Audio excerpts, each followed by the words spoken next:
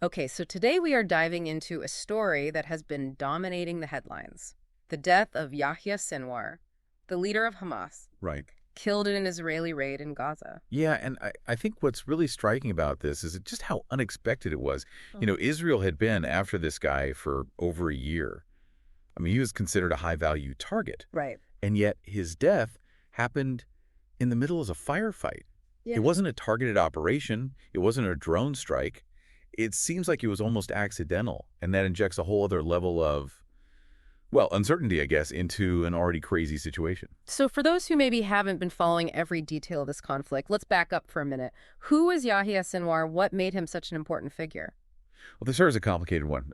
Imagine this: he's born in a Gaza refugee camp, rises through the ranks of Hamas, and ends up a really key figure in the organization. Yeah. Spends 22 years imprisoned by Israel, and many say that actually hardened him, made him more strategic in his thinking. 22 years, that's a long time. It is. I mean, what kind of effect does that have on someone, on their leadership? Yeah. I think, from everything we're reading, it seems like it turned him into a master strategist, a guy who understood the ins and outs of power dynamics and even like the art of negotiation, even in the middle of conflict. Wow. Yeah. Some sources say he used that time to really study Israeli tactics, to go even deeper into Hamas ideology, to solidify his network. I mean, it was 22 years of, Yeah. building and strategizing. And so he comes out of prison and not long after that takes the helm at Hamas. And that's where we have to talk about his reputation, right? The Butcher of Khan Yunis. It's a chilling nickname. Yeah, there's no two ways about it. That's a heavy one, and it speaks to, I think, the two sides of this guy, right? On one hand, he was a pragmatist. He understood power, and he was not afraid to use violence, even against his own people, to consolidate his control. And that earned him a lot of fear, a lot of respect within Hamas, but also a lot of condemnation internationally. Yeah, he was considered the mastermind behind the October 7th attacks, which many argue was really the turning point that led to this dramatic escalation we're seeing. Absolutely. And, the way those attacks were carried out, those incursions into Israel, it was classic Sinwar. It was strategic brilliance combined with, shocking violence. It caught Israel totally off guard, and it's led us to this war and this hostage crisis that we're in right now. It's just interesting to me, looking at all this material we have, what a complicated picture it paints of the man fear reveres, some even calling him a martyr now that he's gone. He was a product of this conflict. Yeah. He embodies its contradictions. I think in many ways to understand him is to understand how complex this whole thing really is. So we've talked about Sinwar now, the big question, what happens now? How does his death change things? Does it bring peace closer, or does it make things even more divided? Yeah, it's definitely left a void. And I think the global reaction has been really interesting, kind of like looking at this fractured mirror of just how complicated this conflict is. Yeah, let's get into those reactions then. What are we seeing from the international community? Well, the U.S. and Israel, unsurprisingly, are already framing this as a potential turning point towards peace. Right. I mean, that makes sense given, their interests. Of course. Wow. But there's a big but here. And that is both countries are putting a huge emphasis on Hamas releasing the hostages taken on October 7th. It's almost like they're saying, look, this could be a chance for peace, but only if Hamas shows they're willing to come to the table. So cautious hope, maybe more than outright, celebration over Sinwar's death. Yeah. What about other parts of the world? How are other leaders reacting? Yeah, you're seeing similar things from some European leaders, calls for de-escalation, a renewed push for a two-state solution, which, just for folks who don't know all the ins and outs, means essentially creating an independent Palestinian state alongside Israel.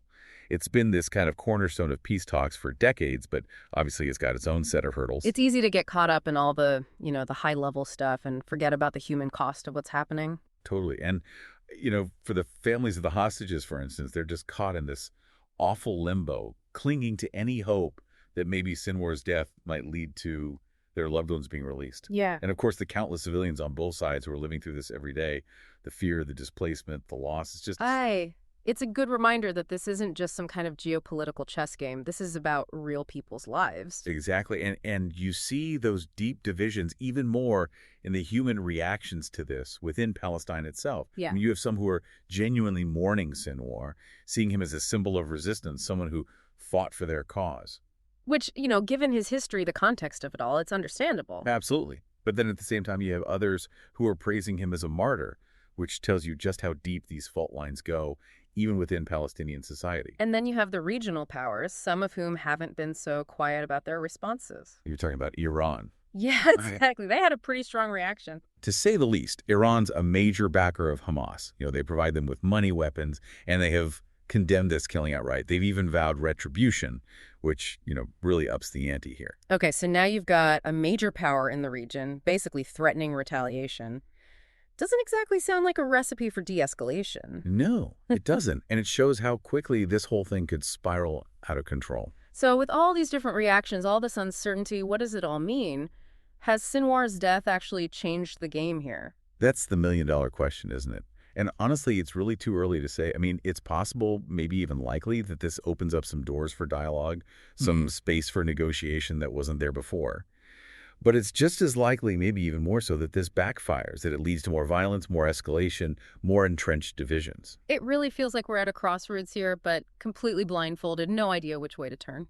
And that's what makes this such a pivotal moment. Yeah. It's like we've turned the page in this long and complicated story, but is the next chapter going to be hopeful, or are we headed into even darker territory? But that's what makes this such a crucial moment. Yeah. So much uncertainty, so many different factors at play, potential chain reactions. Yeah.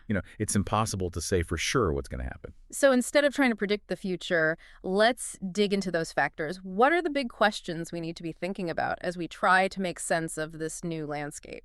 Well, the most immediate question, and maybe the most important one, is what happens to Hamas now? Right. I mean, this is an organization that's lost its strategist, its figurehead. What happens now? Do they splinter into factions? Are we going to see power struggles, or do they rally around a new leader, someone even more extreme than Sinwar? That's the big question, right? Some analysts are saying, look, maybe this creates an opportunity for more moderate voices within Hamas to actually gain some ground. Yeah. They're saying that without Sinwar's, very strong personality, maybe there's a chance for some internal shifts, maybe even an opening for negotiations. That would be... It would, but then on the flip side, you have those who are worried that this opens the door for someone even more extreme to take control, someone who sees violence as the only way forward. Yeah.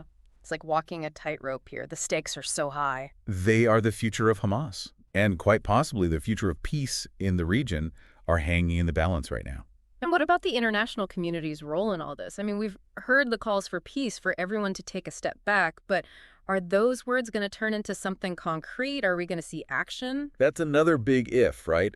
Will world leaders use this moment to really step up, mediate, facilitate dialogue, even if it means talking to people they'd rather not? Or do we just see a return to the same old patterns, platitudes, condolences, while things on the ground just keep getting worse? And we can't forget about the hostages taken on October 7th. Right. And will Sinwar's deaths make their release more likely, like some are hoping, or will it make their situation even more dangerous? It's easy to get lost in the politics of it all, but at the end of the day, this is about human beings and their lives. Exactly. We have to remember that. So where does this leave us? We've talked about Sinwar's life, his strategies, the reactions to his death, but honestly, nobody knows what's going to happen next. Nope.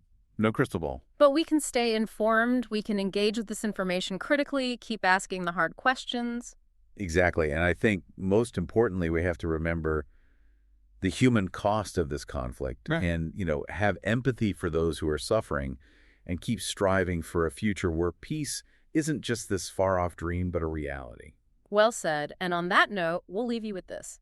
Given everything we've discussed about Sinwar, his tactics, the power vacuum that's left behind, what do you think the future holds for Hamas? Is this the end of something or the beginning of something even more unpredictable? Keep exploring, keep asking those tough questions, and as always, keep diving deep. Until next time.